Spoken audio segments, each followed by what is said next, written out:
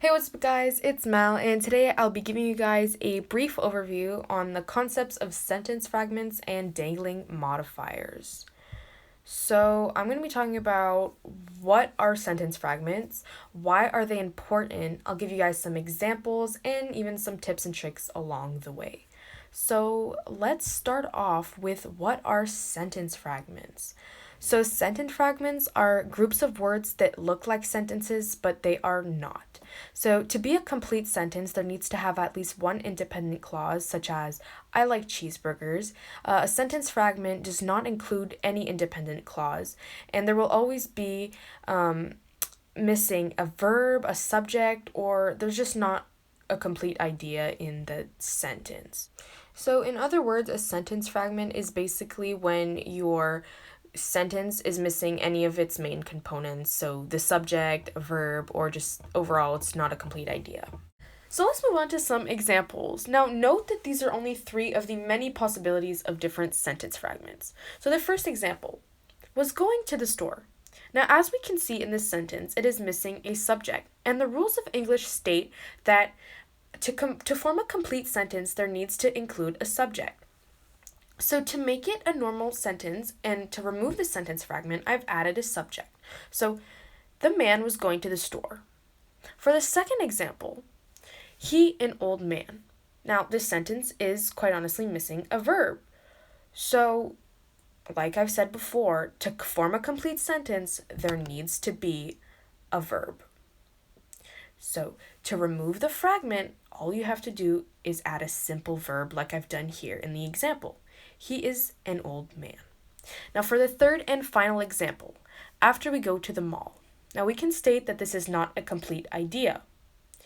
Now to make it a complete idea, we need to add another idea to connect them. So like I've done here to remove the fragment, after we went to the mall, we ordered pizza. Now let's move on to why sentence fragments are so important. So this is a type of error and we want to avoid it while writing so we can further enhance our writing skills and our sentence structure. So to conclude on sentence fragments, here are some tips and tricks if you're having trouble to pinpoint one in a sentence. So make sure your sentence contains a subject, a verb, and a complete thought. If it is missing one of these components, it is a fragment.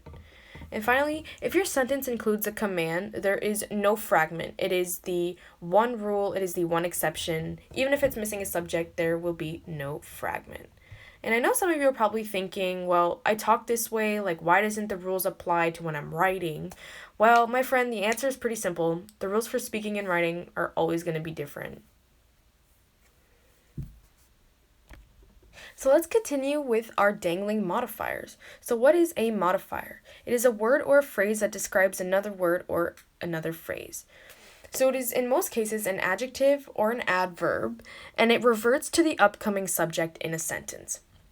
Yet a dangling modifier is the same concept, except it doesn't revert to the upcoming subject because there is no upcoming subject. It is a random part of the phrase. Let's move on to some examples. So the first example, hoping to garner favor, my parents were sadly unimpressed with the gift. So in this sentence, we're missing the subject. We don't know who hoping to garner favor is trying to identify. So to make it a complete sentence, we need to add a subject. Like I did here, hoping to garner favor, my new boyfriend brought my parents a gift that sadly failed to impress them. For the second example, after reading the great new book, the movie based on it is sure to be exciting. So here again, we are missing the subject. We don't know who, after reading the great new book, is trying to identify. So to make it a complete sentence, we need to add a subject, like I did here. After reading the great new book, Anna thought the movie based on it was sure to be exciting. To conclude our lesson on dangling modifiers, here are some tips and tricks to help you identify them in a sentence. So always make sure your modifier is always describing the noun or phrase placed after the comma. If the noun or phrase after the comma isn't in this case a subject, it is a dangling modifier. Thank you guys so much for watching. I hope this gave you a better understanding on what sentence fragments and dangling modifiers are. Bye!